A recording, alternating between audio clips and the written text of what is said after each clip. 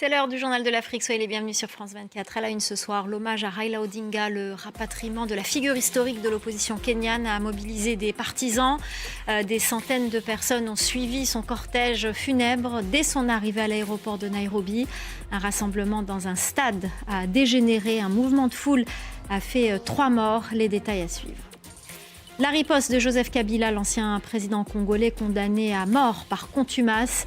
Il a lancé avec des opposants une plateforme politique. Il appelle à lutter contre, je cite, la dictature du président Félix Tshisekedi.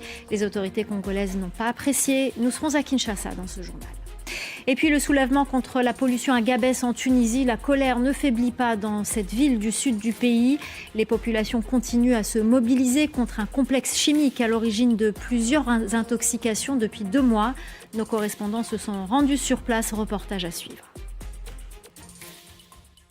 Les hommages à Raila Odinga, figure historique de l'opposition kenyane, se sont poursuivis ce jeudi à Nairobi. La dépouille de l'ancien Premier ministre a été rapatriée d'Inde et des milliers de personnes l'attendaient à l'aéroport pour suivre son cortège funèbre dans l'enceinte d'un stade où des partisans s'étaient réunis pour lui rendre hommage. Une bousculade a fait 3 morts. Rebecca Martin. Ils étaient plusieurs centaines à l'aéroport de Nairobi ce jeudi matin pour accueillir la dépouille de Raila Odinga, décédé la veille en Inde.